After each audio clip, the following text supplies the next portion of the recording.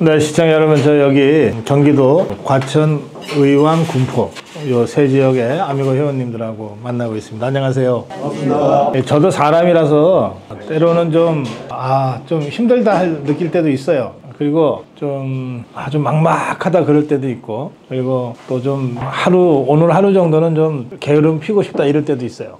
여러분들 덕분에 제가 버티고 있습니다. 정말 일당백에 우리 아미고 회원들 계셔서 제가 버티고 있는 거고요. 여러분들이 어디 가시지 않을 거기 때문에 앞으로도 대한민국이 완전히 정상화될 때까지는 제가 버텨낼 겁니다. 사실은 제가 여기 오기 전에 방송국에서 출발할 때 고성보훈본부장 이런 일정을 다 짜잖아요. 야, 좀 너무 일정이 무겁다. 조금 좀 조정을 좀 해봐라. 이렇게 이제 얘기를 하고 왔는데, 근데 제가 여기 와서 여러분들 만나니까 또 정신이 번쩍 들었어요. 아까 특히 저희 식사하기 전에 먼저 한 말씀 하고 싶다고 우리 회원님이 하시는데, 그 말씀 들으면서 진짜 정신이 번쩍 들었어요. 그래서 괜찮으시면 잠깐 제 옆으로 오시고, 김명희 회원님 아까 하셨던 말씀을 다시 한 번만 해주실래요? 네. 우리 자유우파들한테는, 아니, 아까 시작은 저 이러다 미칠 것 같아 하고 시작하셨잖아. 네? 미치기 일보 직전이라 일보 시작하셨잖아. 네, 제가 여기까지 오는 시간까지 정말로 어젯밤에도 열을 받았고, 인간의 제 한계로서는 미치기 직전까지 지금 와 있다고 저는 생각을 하고, 어찌할 바를 모르겠어서 박사님 붙들고 하소연 좀 하려고 여기로 왔습니다. 우리 정세를 보면 여러 동지들이 다 느끼는 것처럼 얼마나 오목한 때가 됐습니까? 박근혜 대통령 탄핵 때보다도 사실은 더 위험하고, 이런 상황에서 언제까지 세상에 이런 나라가 없을 겁니다. 잡범 하나가 우리나라를 완전히 도륙을 내고 있지 않습니까? 그런데도 그동안 8년 동안 그렇게 온갖 것, 있는 것, 할 수 있는 것 다 바쳤어도 아무것도 정치적인 현안은 우리 뜻대로 이루어진 게 하나도 없습니다. 얼마나 억울하고 분통한지 못 살 지경입니다. 정말로 미칠 지경입니다. 제가 아는 주위에 여러분들이 스트레스는 만병의 근원이라고 그동안 참으시다가 이 시국 때문에 우라병 터지고 합병 터지고, 많은 분들이 지금 엊그저께도 제가 큰 태극기 하나를 좀 준비를 해달라고 그래서 왜 그러냐고 그랬더니, 돌아가실 분이 계셔서 관에다 태극기를 덮고 싶다고 대형 태극기를 저보고 준비를 해달라고. 그분이 뿐만 아닙니다. 올해 여름부터 지금까지 가을이 시작하는 이 무렵까지 얼마나 많은 동지들이 세상을 떠나고 계시는지 정말로 온통하고 절통하고 지하에 가서도 눈을 못 감으실 것 같습니다. 빨리 이 난국이 끝나야 되고 해결이 돼야 됩니다. 그러기 위해서는 우리 새가 머릿수가 대단히 중요한데, 집에서 유튜브만 보시지 말고 댓글도 다는 것도 중요하지만 현장에서 몸으로 참석하는 게 우리를 보일 수 있는 가장 강력한 무기입니다. 우리 손에 총이나 검이 없지 않습니까? 그걸로 싸우는 게 아닙니다. 외전은 국군이 싸우지만 내전은 국민이 싸워야 됩니다. 우리 고금동서의 역사를 통해서도 왕이나 대통령이나 정부나 사대부나 고관대작이 나라를 평정한 때는 없었습니다. 전부 국민, 민병이 일어나서 이 나라를 여기까지 지켜왔습니다. 지금 제가 우리 동지들한테 간곡하게 부탁드리고 싶은 말은 다른 게 아닙니다. 우리가 할 수 있는 일, 우리가 많이 몸이 세하고 늙었어도 할 수 있는 일은 있습니다. 참석해주는 거, 현장에 참석해주는 거. 이렇게 고박사 TV를 보고, 또 고박사님 정말 나라를 위해서 모든 걸 바치고 있는데, 우리가 십시일반 물질로라든지 시간으로든지 몸으로라든지 도와야 무슨 결과물을 얻을 수 있습니다. 입으로만 해서는 안 됩니다. 지금은 행동할 때입니다. 나라를 위해서. 나라를 이루면 개인이 어디 있고, 직장이 어디 있고, 명예가 어디 있습니까? 교회가 어디 있습니까? 우선은 나라를 지켜야 됩니다. 우리 이승만 박사님 건국 이념에 따라서 그동안 70여 성상 풍상을 이렇게 겪어오면서도 이 나라를 지켜왔는데, 이제 와서 저 이재명의 아가리에 이 나라를 쳐넣으면 되겠습니까? 있을 수 없는 일입니다. 죽기 살기로 막아야 됩니다. 그러려면 국민 한 사람 한 사람이 강 건너 불보듯 하지 말고 지팡이 짚고서라도 오늘 걸을 수만 있으면 현장에 나오셔서 태극기를 흔드셔야 됩니다. 그러기 위해서 우리 박사님 전국 방방곡곡을 다니면서 이 일에 정말 국민 의식을 깨우치려고 노력하고 있는데, 오늘 우리 군포지구에 모인 동지 여러분들, 오늘은 이렇게 12명이 모였지만 다음에는 꼭 24명, 그 24명이 48명이 돼서 일단은 이 나라 최고의 정론 방송인 이 고성국 TV부터 공영방송이 되도록 확장을 시켜야 됩니다. 그리고 회원수를 배가해서 이 숫자로 모든 힘을 발휘를 해야 됩니다. 그렇지 않고서는 모든 것이 공연불에 끝납니다. 지금 시국이 얼마나 중요하다는 거 깨달으시고, 안일하게 생각해서는 말이 있잖아요. 설마가 사람 잡는다고. 이러다가 또 윤석열 대통령 빼앗기면 우리는 어떻게 삽니까? 이재명이는 자목 하나 안 가기 위해서 지금 온 나라를 도륙할 뿐만 아니라 죽을 힘을 다해서, 한 가지 분명한 거는요, 우리가 좌파한테 배울 것이 있습니다. 저들도 이재명이 제가 얼마나 막중하다는 걸 압니다. 알아도 한 사람도 이재명이를 탓하지 않습니다. 저 개딸들 보십시오. 알면서도 똘똘 뭉쳐 있습니다. 우리는 그게 부족합니다. 이 시간부터 우리 군포지구 동지분들이라도 정말 똘똘 뭉쳐서 배가 운동하면 좋겠습니다. 감사합니다. 사실 오늘 제가 지금 말씀드리려고 하는데 우리 회원님 말씀으로 대신해도 될 것 같아요. 우리 회원님이 심정, 또 여러분들의 심정을 대변하시고 계신 것 같아요. 그래서 좀 그대로 우리 회원님 말씀 여러분들한테 전하는 거고요. 한 두 가지만 좀 말씀드리고 일어나겠습니다. 첫째는 이제 우리 회원님 말씀 중에 숫자가 중요하다. 진짜 수가 중요해요. 왜냐하면 이게 정치는 하나님 믿는 그런 종교 영역이 아니기 때문에 한 명이라도 많은 쪽이 이기게 돼 있어요. 종교는 믿는 사람이 이기는 거지. 안 믿는 사람 100명이 모여도 믿는 사람 한 명이 올바르게 믿으면 그 사람이 승리하는 거잖아요. 수가 별 의미가 없어요. 종교나 윤리는 도둑놈 100놈이 있는데 그중에 선한 사람 한 명 있으면 도덕 영역에서는 그 한 명이 이기는 거예요. 머릿수가 중요한 게 아니거든요. 도덕이나 종교, 신념의 영역은. 근데 정치는 달라요. 정치는 다 내가 잘났다고 주장하는 수많은 사람들이 승부를 다투는 거기 때문에 다른 방법이 없어요. 그냥 한 명이라도 많은 쪽이 이기는 걸로 하자, 이렇게 우리가 합의를 했어. 그게 자유민주주의예요. 그러니까 숫자가 모든 걸 결정해요. 자유시장경제도 숫자가 모든 걸 결정합니다. 근데 시장경제는 그 수가 어떤 수냐 하면 주식의 수야. 주식을 하나라도 더 갖고 있는 사람이 그 회사를 지배하는 거예요. 그럼 정치는 뭐냐? 머릿수를 한 명이라도 더 확보한 쪽에서 이기는 거예요. 그러니까 숫자가 모든 걸 결정하는 겁니다. 지금 우리가 그런 정치, 그런 시장에서 살고 있는 거거든요. 그래서 숫자는 절대 무시하면 안 된다. 이를테면 좌파들이 촛불 들고 10만 명이 모이면 우리는 최소한 10만 1명이 모이면 우리가 이기는 거야. 태극기 들고. 어제 보궐선거 있었잖아요. 그것도 결국 숫자 아닙니까? 한 명이라도 표를 더 많이 얻는 쪽이 다 독식하는 거예요. 그래서 숫자에 대해서 우리가 진짜 좀 진지하게 생각해야 된다. 근데 우리 자유파가 숫자로 따지면 좌파보다 당연히 많아요. 압도적으로 많아요. 압도적으로 많은데 이걸 사람들이 알아서 인정을 해주면 좋은데 그걸 한번 대보자 그러거든. 재보자 그런단 말이에요. 그러니까 그게 투표 아니에요. 그러면 실제로 우리 자유파가 더 많은데도 투표장에 가서 내 머릿수를 숫자로 딱 낙인 찍어주지 않으면 숫자로 계산이 안 돼. 그러니까 숫자도 그냥 숫자가 아니라 행동하는 숫자가 중요한 거예요. 맞아요.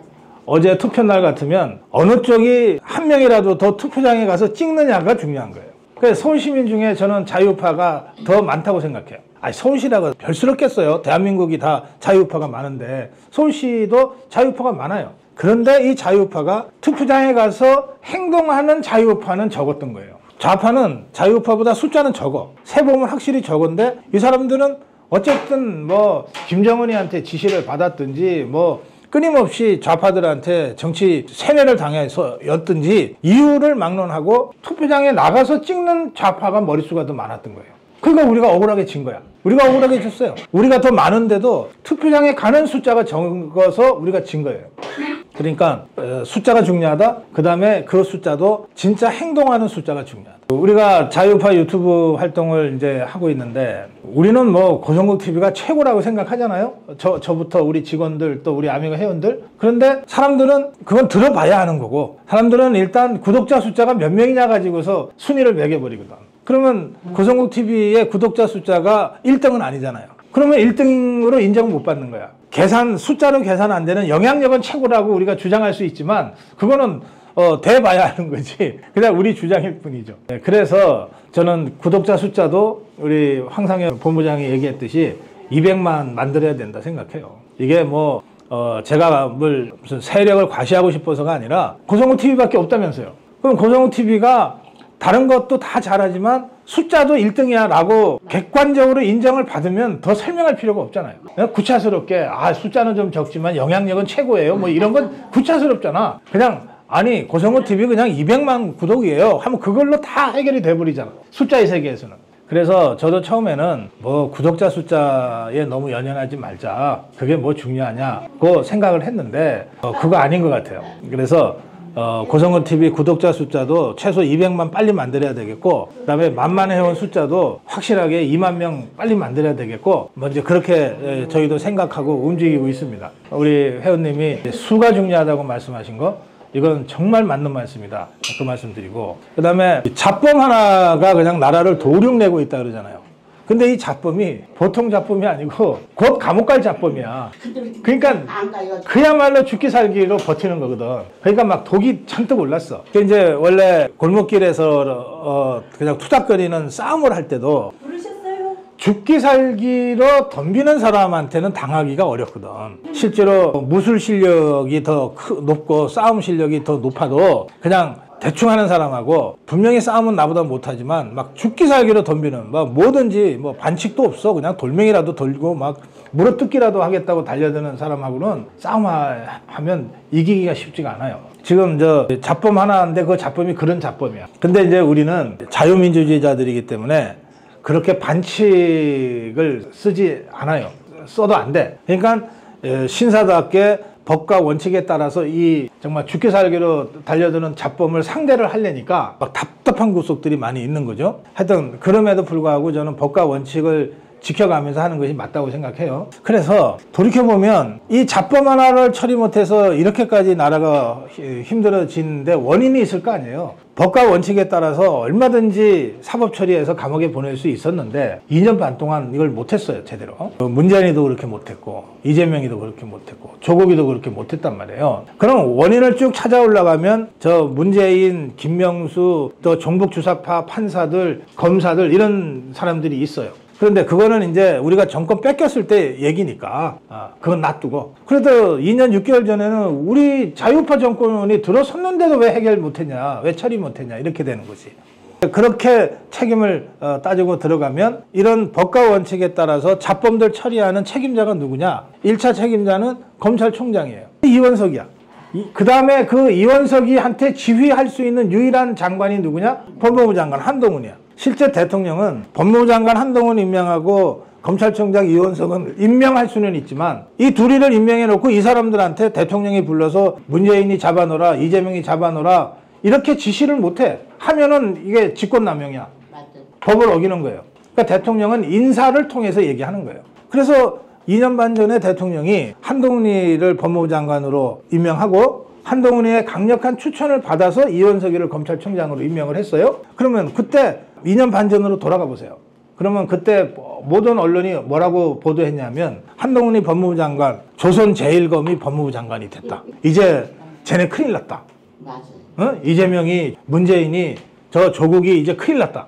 다들 그렇게 보도를 했어요. 그러니까 그 시점에서 윤석열 대통령은 이런 잡범들을 제일 확실하게 잘 처리할 수 있는 제일 솜씨 좋은 칼잡이를 법무부 장관으로 임명을 한 거예요. 당시에는. 그리고 또 아무리 대통령이라도 인연이었고 모르는 사람은 믿을 수 없을 거 아니에요. 그러니까 자기가 제일 잘 알고 제일 믿을 사람을 제일 어려운 일을 맡겼을 거 아닙니까? 그러니까 윤석열 대통령 입장에서 한동훈이만큼 잘 아는 사람이 어디 있냐고. 20년 넘게 자기 밑에서 특수통 검사를 했던 사람인데 그리고 한동훈이가 뭘 잘하고 뭘 못하는지도 잘 아는데 그래서 한동훈을 법무장관을 시킨 거예요. 한동훈이가 자기랑 손잡고 잡범들 처리할 책임자로 이원석이를 강력하게 추천을 하니까 그래 기왕에 너한테 책임을 맡겼으니 네가 추천하는 이원석이를 총장으로 쓰겠다 해서 해준 거예요. 그래놓고 맡겨놓은 거야. 이자들이 이걸 이렇게 뒤집어 풀 줄은 진짜 몰랐지. 그러니까 지금 우리가 이런 과정을 잘 모르고 대통령이 도대체 왜 한동훈이 같은 자를 왜 이원석이 같은 자를 임명을 했냐. 결국은 그런 사람 임명한 건 대통령 아니냐. 윤석열 대통령이 하여튼 책임이 제일 커 라고 하면 대통령이 할 말이 없을 거예요. 자기가 임명한 거 사실이니까. 그러나 2년 반 전에 우리가 다 기억하듯이 그 상황에서 그러면 윤석열 대통령이 다른 카드를 쓸 수가 있었겠냐.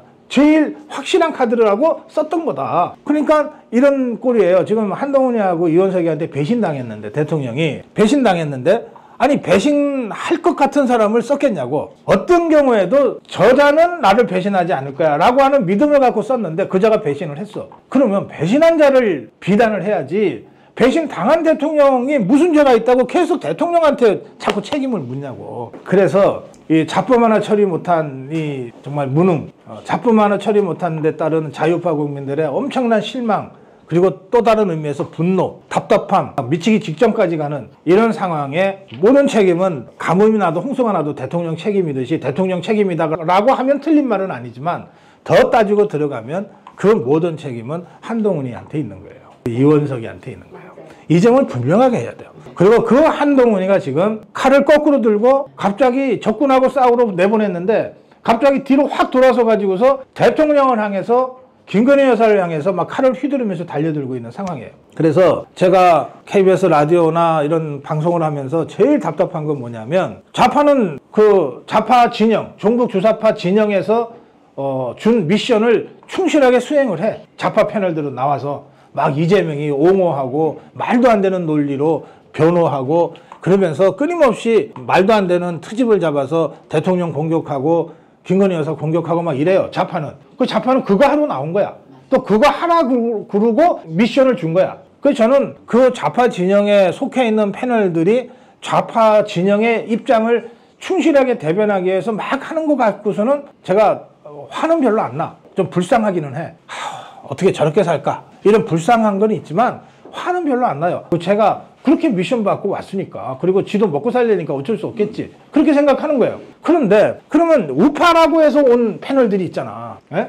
국민의힘 당적 갖고 있고 뭐 국회의원을 하거나 뭐 뭘 하거나 뭐 있잖아요. 또 이런 자들이 나오면 당연히 우파 진영의 입장을 가지고 저쪽이 공격하면 방어하고 또 저쪽을 공격해주고 막 이런 거 해야 되잖아. 근데 이 우파 패널이라는 자들이 갑자기 확 돌아서 가지고 같이 공격하는 거야. 이게 딱 8년 전 상황이에요. 김무성이, 유승민이 이게 집권당 대표였잖아요.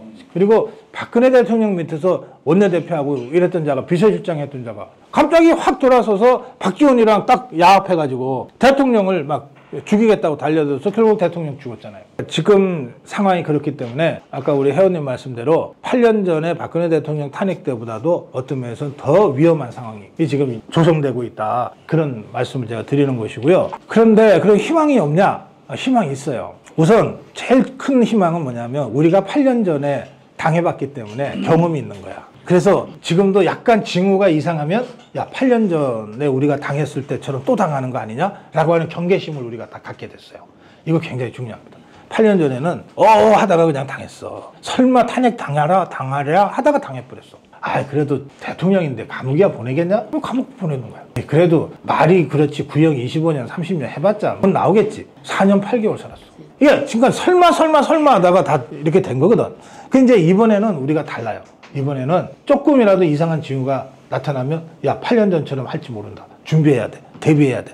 이게 굉장히 큰 자산이에요. 우리가 정말 값비싼 수업료를 내고 깨달은 거죠. 그거 하나 있고 두 번째는 저는 오늘 굉장히 기분이 좋아요.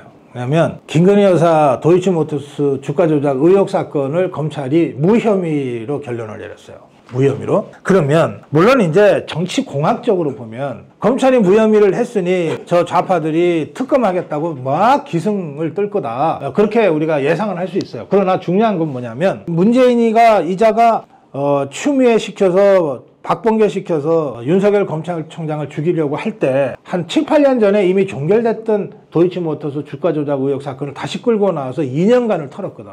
그랬는데 그 문재인의 개 노릇하는 검찰들이 2년을 털었는데도 기소를 못했어. 범죄 혐의가 없어서. 그러면 정권이 바뀐 다음에 한동훈이하고 이원석이가 사건을 이제 맡았을 거 아니에요. 이제 넘겨받았을 거 아니에요. 문재인 정권 때 종결하지 못했던 모든 사건은 윤석열 정부로 넘어오는 거거든. 그러면 이것들이 보고서 아 이거는 윤석열 총장을 검찰총장을 죽이려고 없는 혐의까지 만들려고 해서 시작된 사건인데 이것들도 털다가 결국은 기소를 못했구나. 그러면 우리가 이거 사건 종결하자. 이렇게 해서 사법 고리를 딱 끊었어야 되거든. 한동훈이 이원석이 이자들이 정말 사악한 거는 이걸 2년 넘게 이거를 지것들이 매듭을 지어주지 않은 거야. 그래서 김건희 여사는 여전히 그 사법 고리에 묶여 있었던 거예요. 그거가 오늘 끊어진 거야. 그게 오늘 끊어진 거야. 법무부 장관 바꾸고 검찰총장 바꾸고 나서야 비로소 끊어진 거예요. 그래서 이 용공분자 최재영이가 함정 파가지고 무슨 얄궂은 그 파우치 하나 가지고서 어떻게든 함정에 빠뜨리려고 했던 그 사건도 불기소로 끝났고 도이치모터스 주가 조작 의혹도 검찰에 공식적으로 검찰이 무혐의로 종결을 해버렸어. 그러니까 더 이상 김건희 여사에 대해서는 사법적으로는 시비 걸기가 어렵게 돼 있어요. 그래서 저는 오늘 아주 기분이 좋아요. 그런데 역으로요. 이제 우리 자유파 중에서도 아직도 순진한 분들이 있어. 좋은 마음으로 순진해서 야 어차피 그 기소거리도 안 되는데 혐의도 없는데 그냥 검찰이 눈 딱 감고 기소 해가지고 재판을 받으면 그러면 국민들이 김건희 여사에 대한 이 분노가 좀 수그러들고 그리고 저 종북 주사파들도 특검 주장을 이제 안 하지 않겠냐. 우리가 선제적으로 저 예방주사 맞듯이 그렇게 하면 어떠냐 이런 생각을 갖고 있는 분들이 있어요. 그거 진짜 순진한 거야. 아니 그러니까 종북 주사파가 어떤 세력인지 모르는 거야. 검찰이 만약에 혐의도 없는데 그런 정치적인 고려 때문에 기소를 했다 칩시다. 그럼 검찰이 무너지는 거예요. 검찰이 정치한 거가 되잖아. 그 순간 검찰은 끝이야. 그 다음에 검찰이 기소하면은 종북 주사파들이 그래 잘한다 검찰한테 맡기고 우리는 더 이상 특검 공세 안 할게. 그러면 종북 주사파도 아니지. 그 잡범도 아니지. 오히려 2배 3배로 봐라. 검찰도 윤석열 검찰도 기소를 했다. 얼마나 죄가 크면 이러겠냐. 이제는 진짜 특검 아니면 해결이 없다. 이렇게 되는 거거든. 그래서 김건희 여사 사과 요구도 똑같은 거예요. 아니 잘못한 게 없는데 왜 사과를 하라 그러냐고. 그러면 집권당에서 도대체 잘못한 게 없는데 사과하라는 게 말이 되냐라고 좌파들과 싸워줘야 되는데 이게 한동훈이가 앞장서서 사과하라 그러잖아. 그리고 대외 활동하지 말라 그러잖아. 그러면 좌파들은 그야말로 그냥 호박이 넝쿨째 굴러 들어오는 거야. 오죽하면 집권당 대표까지 사과하라 그러냐. 오죽하면 집권당 대표까지 대외 활동하지 말라 그러냐. 그런데 자꾸 사과도 안 하고 대외 활동하니까 저건 정말 그냥 놔두면 안 된다. 탄핵밖에 없다. 이렇게 되는 거거든.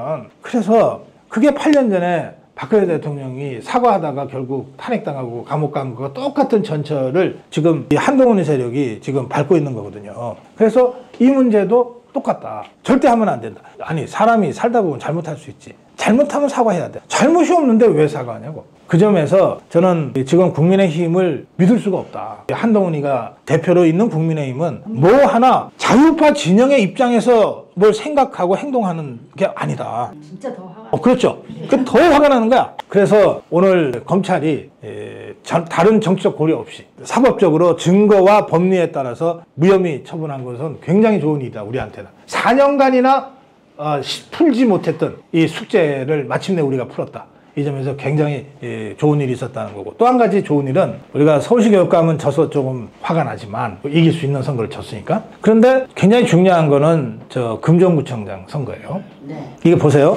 5달 전에 우리 총선 치를 때 제가 전국을 다녔잖아요. 그리고 마지막에 선거 이틀 3일 전에 주말을 이용해서 제가 낙동강 벨트를 다시 갔어요. 경남, 부산 갔잖아요. 왜 그렇게 했냐면 보통 때 같으면 제가 수도권을 돌아. 왜냐하면 영남은 안 흔들린다. 우리 자유파에 강한 진지가 있다. 그러니까 늘 승부처는 수도권이다 그랬잖아요. 그러니까 투표 이틀 3일 앞둔 그 소중한 시간에 수도권에서 혼전을 벌이고 있는 우리 후보를 한 명이라도 더 만나서 알려줘야지 제가 왜 낙동강을 가냐고요. 그런데 그때 상황이 선거 한 2주, 3주 전부터 부산이 이상해졌어요.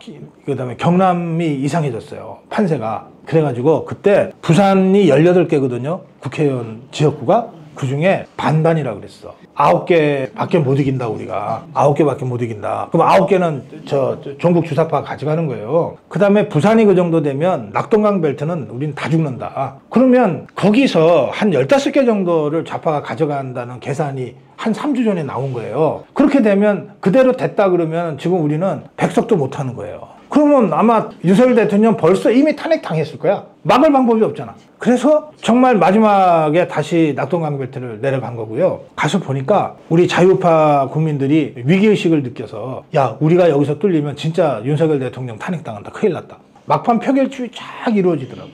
그래서 부산에서 18개 중에 17개를 우리가 막판에 역전을 시켰어요. 그리고 경남 낙동강 벨트도 양산도 지고 있던 선거 김태호가 역전시키고, 그리고 저 사상 사하 어려운 지역인데 이성권이가 당선되고 박성훈이가 당선되고 이런 식으로 해서 낙동강 벨트도 우리가 막아낸 거야. 그 바람에 간신히 108석을 한 거거든요. 그러니까 6.25 전쟁 때 낙동강 전선은 다부동 전투에서 막아냈다. 백선엽 장군이 경북 7곡의 다부동 전투에서 막아냈다. 보통 이렇게 얘기하잖아요. 물론 그 다부동 전투만 아니라 영천 전투도 있고 포항 전투도 있고 양산 전투도 있고 중요한 전투들이 많은데 상징적으로 어쨌든 경북에서 막아냈다. 7곡에서. 이번 총선의 낙동강 전선은 PK가 막아낸 거예요. 부산 경남의 자유파 국민들이 개헌 저지선, 탄핵 저지선 무너질 것을 막아낸 거예요.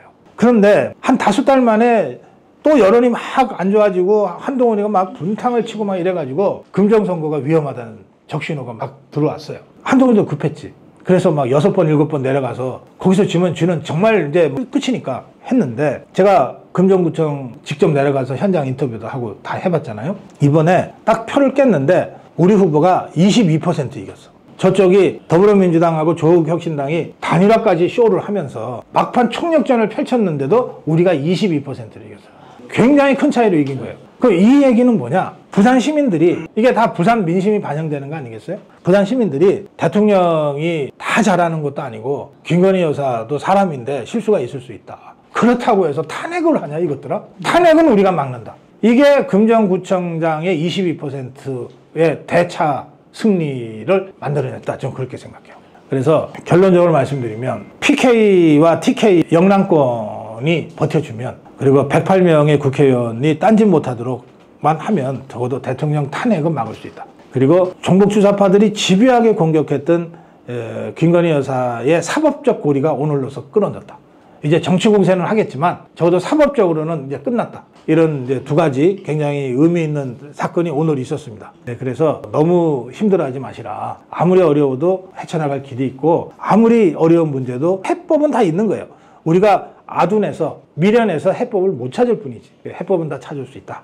그렇게 생각합니다. 오늘 여러분들 보고 제가 다시 한번 힘을 얻고 조금 게을러질 뻔했거든.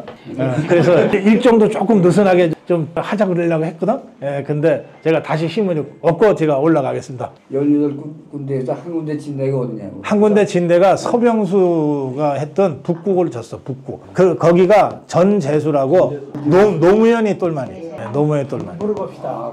이재명이하고 조국이 구속될 것 같아요? 네, 되죠. 당연히 구속되죠. 언제까지? 조국이는 올해 내년 초에는 감옥에 갈 거고. 근데 좌파 판사가 맡으면 더 어렵잖아요. 아이, 그거는 대법원이고, 대법원에서 확정 판결을 내면 그날로 가거든요. 그러니까는 늦어도 내년 초에는 가게 되고, 조국이는. 그 다음에 이재명이는 내년 중에는 감옥 가요. 내년 중에는 감옥 가서 대통령 출마 못 합니다. 그 다음에 문재인이도 재판은 받을 거예요. 이재명이하고 네. 조국이가 구속돼야만 윤 대통령의 인기가 올라가요. 예, 그렇습니다. 절대 안 올라가요. 네, 그렇습니다. 그래서 최근에 이재명이 조국이 또 문재인에 대한 수사가 쫙 속도감 있게 진행되니까 대통령에 대한 우리 자유파 국민들의 지지도 더 올라가는 거예요. 더 올라가는 거예요. 그래서 그 역할은 지금 박성재 장관, 법무부 장관, 그 다음에 심우정 검찰총장은 이제 바뀐 지 얼마 안 됐어. 근데 이 사람도 잘하는 것 같아. 그 다음에 제일 중요한 역할을 한 거는 이창수 서울중앙지검장. 이게 검찰 조직에서 대검이 제일 높은 조직이지만 실제로 수사검사는 서울중앙지검이 제일 많이 갖고 있어. 서울중앙지검의 책임자가 이창수라는 검사예요. 이 사람이 지금 제대로 하고 있는 거예요. 지지율이 지금 얼마나 올라갔어요? 지지율은 여론조사마다 들쭉날쭉인데 전체적으로는 더 이상 떨어지지 않아요. 더 이상 떨어지지 않고, 그리고 이제 제가 다니면서 느끼는 체감 지지라고 하는 게 있잖아요. 이게 여론조사를 우리가 믿기가 어렵잖아요. 그리고 서로 다른 여론조사 기관에서 발표되는 거는 비교를 하면 안 돼. 왜냐하면 다 기법이 다르기 때문에. 그래서 하나의 여론조사 기관에서 1년 이상 쭉 정기적으로 한 것들을 비교를 해야 비로소 추세선을 그을 수 있는데 그 추세선에서 보면 현재까지 더 떨어지진 않고 있어요. 그리고 약간씩이라도 회복되려고 하고 있어요. USB를 정은이한테 낸건데 거기에 보면 1, 2, 3이 우리 거 다 어째 여적죄로 그런 걸 그거 처벌을 해야죠. 문재인이 좀 지발 잡았으면 문재인은 국사범으로 네. 저 처벌받을 일이 한두 개가 어떻게 아니에요. 그렇게 무서운 걸 다 갖다 넘겨줬을까 싶어. 그러니까. 그래서 무서워. 그 USB는 지금 네. 그 안에 내용이 뭐가 들어있는지는 대충 문재인이하고 김정은이 밖에 몰라요. 네. 대충 짐작하는 거지. 추정하는 거고. 예? 그래서 통일부에다가 USB 내용이 뭐냐 했더니 통일부는 자기들은 모른다. 국가기록원으로 넘어가 있다. 대통령 기록물로. 그러니까 대통령 기록물을 보려면 국회에서 표결을 해야 돼. 3분의 2인가로. 그러니까 저것들이 막을 거 아니에요. 그럼 다른 방법은 뭐냐? 고등법원 판사가 판결을 해서 야 그거 열고 와. 열어갖고 와 하면 돼. 근데 그거는 사법부의 일이니까 우리 정부가 이래라 저래라 하기는 좀 어려운 건데 수사 자체를 쭉 그쪽으로 모아가야 판사가 야 그거 아무래도 한번 내가 봐야 되겠다 이렇게 되는 거거든. 그래서 그건 조금 시간이 걸리는데 그거 그냥 절대 그냥 넘어가진 않아요. 그거는 꼭 수사할 거야. 네, 유튜브에 나오는 건 어마무시하게 무섭던데. 아니 그러니까 그거는 그 USB를 본 사람은 아무도 없기 때문에 그냥 그렇게 추측하는 거니까 그걸 기정 사실로 생각하고 하실 건 없고 네. 그 내용을 정확하게 아는 사람은 문재인이하고 김정은이밖에 없다. 그렇겠죠. 그러니까 앞으로 우리가 그 기록을 볼 수는 있게 된다. 볼 거다. 그것 그렇게 좀 생각. 봤으면 좋겠어요. 예. 저희가 이제 가야 될 시간인데. 아니요. 한동훈이 끌어내려야지. 자, 지금 좌파 문제가 아니라 진짜 예. 한동훈이 그럼요. 끌어내려야 되는데 이게 이준석이 끌어내릴 때 엄청 힘들었잖아. 이게 버티니까 막 소송하고 막 그래서 쉽지가 않거든요. 그러니까 요거는 좀 잘 계획을 잘 세워가지고 좀 깔끔하게 처리할 필요가 있어요. 우리나라에서 무인기 북한하고 한 거 있잖아요. 아 그거는 어떻게 된 거예요? 그거는 우리 군의 공식 입장이 확인해 줄 수 없다야. 왜냐하면 우리 거다 그러면 우리가 책임져야 되잖아. 우리 거가 아니라 그러면 자작극은 아닌데 자작극이라는 말이 있는데 자작극 같지는 않고 예? 우리 거라도 우리는 우리 거가라고 확인을 해주면 안 되지. 예, 전략적 모호성을 유지를 해야 김정은이가 더 겁을 먹어요. 지금 김정은이 완전 쫄아가지고 잠도 잘 못 자. 예. 예. 여덟 개 갔는데.